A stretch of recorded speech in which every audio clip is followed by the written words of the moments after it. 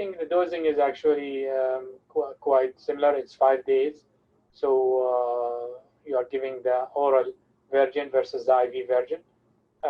So the patient will take the pill for 5 days in a row. However, that does not have to happen in the clinic. So the patient technically could be seen on day 1 of each cycle. The patient gets the drug for 5 days, compared to having to come for 5 days in a row for the IV decitabine, and the pill is given once a day. So I think it's quite convenient, for many patients. The dose that was used in the clinical trials is 35 milligram of the decitabine in the oral version in combination with 100 milligram of the siderosine, and that was pharmacokinetically equivalent to the 20 milligram of the IV decitabine that we use currently. There have been a lot of studies that looked at the oral route of administration of different types of agents versus the IV route of administration of different types of agents. And in regards to the oral administration, adherence, if anything, might be better or improved because patients don't necessarily need to travel to receive the agent. They can take them at home. No doubt adherence and compliance will not be 100%.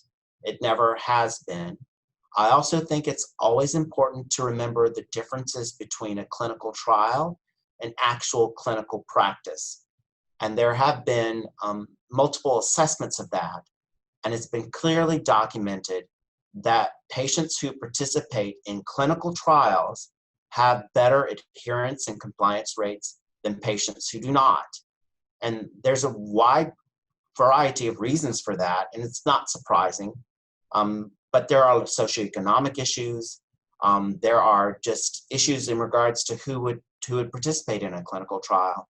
Those patients tend to be more motivated. So when we extrapolate data from the Ascertain trial, we need to be careful in regards to how this might be applicable to a broader population of patients in general. And I think it's fair to say that there could be potential issues with compliance to a broader population of patients who are not necessarily participating in a clinical trial. I think oral dosing for any kind of chemotherapy is more ideal because of the issues we discussed. It's more convenient for the patient, less frequent clinic visits, doesn't need the IV access. I think the main issues is that you have to have a very reliable and compliant patient who we know for sure is going to take the drug home, because unlike the IV decitabine where the patient is being directly observed that they are getting the drug, you have to rely on the patient. So I think very good education and explaining to the patient and probably using other ways to make sure the patient is taking the drug, such as daily reminders or some other ways, is going to be very important when using these oral versions. That applies to all types of chemotherapy, I think. I think the second consideration with those agents is that probably cost considerations.